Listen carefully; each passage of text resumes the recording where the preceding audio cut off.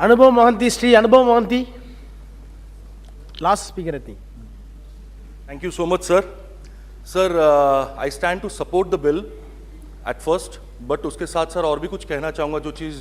Family courts को लेकर मैं बोलना चाहता हूँ वो ये है कि सर जिस विषय पर माननीय सदस्य मेहताब जी ने भी कहा है और नवनीत राणा जी ने भी कहा है, सर फैमिली कोर्ट्स के मैटर्स जितने भी पेंडिंग आज की तारीख पर हैं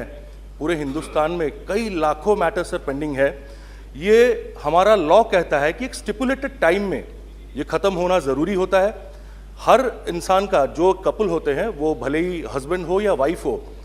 दोनों अगर साथ में रहना चाहते हैं तो साथ में रहें, कॉन्सिलेशन उनका हो, लेकिन एक सही तरीके से हो। कॉन्सिलेशन के हर एक चीज़ों को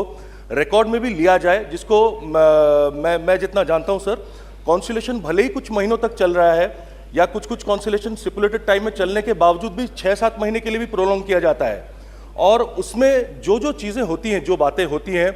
जिस तरह का डिस्कशंस होता है उसको कभी कंसिडर किया नहीं जाता है for the case matter sir. वो उसके बाद ट्रायल के लिए जाता है। ट्रायल में सर कई टाइम जो लंबी समय सीमा होती है सर, उससे किसी को कुछ फायदा नहीं होता है sir. What I have understood in my life about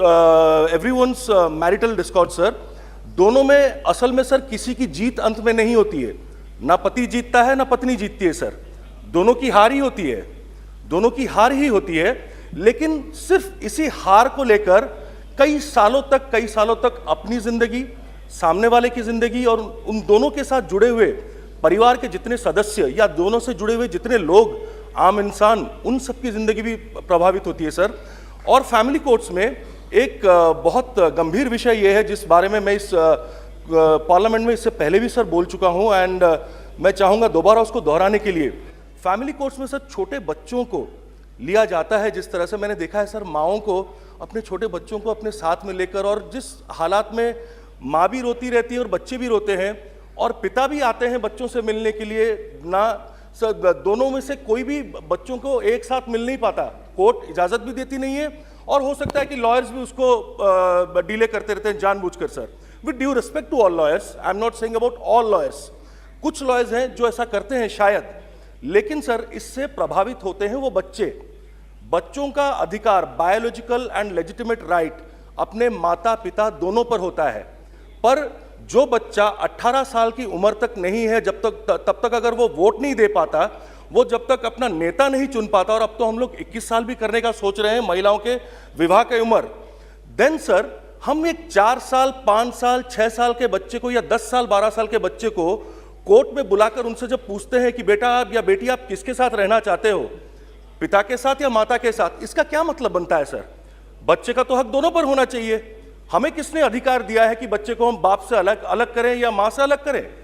यह चीज बहुत गंभीर विषय है। मैंने माननीय मंत्री जी से भी इस विषय पर पर्सनली आलोचना किया था। मैंने माननीय मंत्री पार्लियामेंट्री अफेयर्स अर्जुन राम मेघवाल जी से भी इस बारे में आलोचना किया था सर, और मैं चाहूंगा कि इस विषय पर गंभीरता से सोचा जाए, कोई जल्द से जल्द एक अमेंडमेंट लाया जाए इस पर। दूसरी बात सर, मैं ज्यादा और नहीं बोलकर खत्म करूंगा, सेइंग दैट फैमिली सर, पहले कहा जाता था एक पूरा गांव जो होता था सर, वो हर घर के बच्चे को जानते थे कि ये बच्चा इनका लड़का है या ये बच्ची इनकी बेटी है। लेकिन उसके बाद आया धीरे धीरे कम होकर, वो छोटा होकर जॉइंट फैमिली में परिवर्तन हुआ, जिसमें सर 2 भाई 3 भाई या चाचा चाची सब मिलकर एक साथ रहने लगे एक परिवार में, सब अपने अपने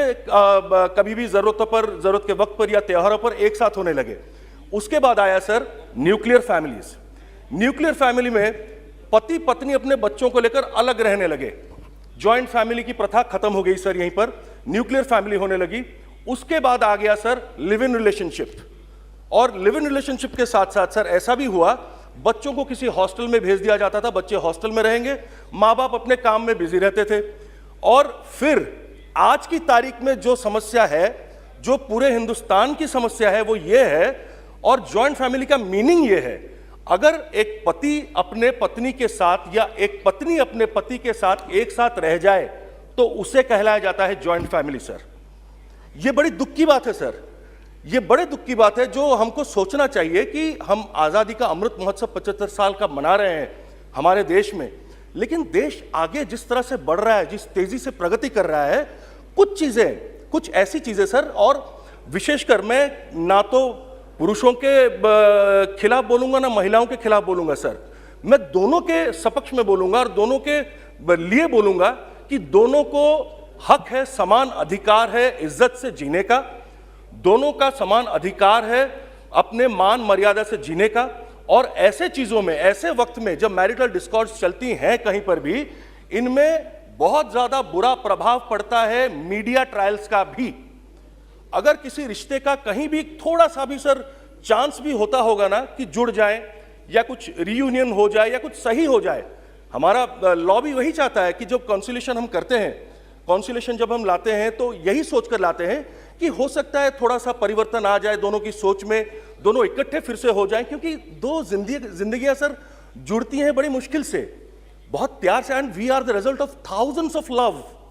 सो इसको जब कॉन्सिलेशन में हम लाते हैं, चांसेस भी हो तो मीडिया ट्रायल का जो बुरी तरह से शिकार होते हैं, खाली विक्टिम्स वो कपल से नहीं होते, उनके परिवार होते हैं और पूरे फैमिली के से कनेक्टेड रिलेटिव्स, फ्रेंड्स, हर कोई होता है। इस पर एक रोक लगानी बहुत जरूरत है, आवश्यकता है। मैं माननीय मंत्री जी को बोलना चाहूंगा, many things connected to other ministries are also interrelated and connected to this matter।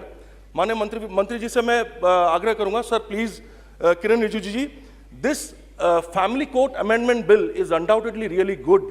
Undoubtedly good, but कुछ और चीजें भी हैं जो इसके साथ जुड़ी हुई हैं, जैसे मैंने मीडिया ट्रायल्स की बात कहा है, please look into these matters also. ये सारी चीजें बहुत आवश्यक है। And sir once again I would also request at the end before closing, बच्चों के लिए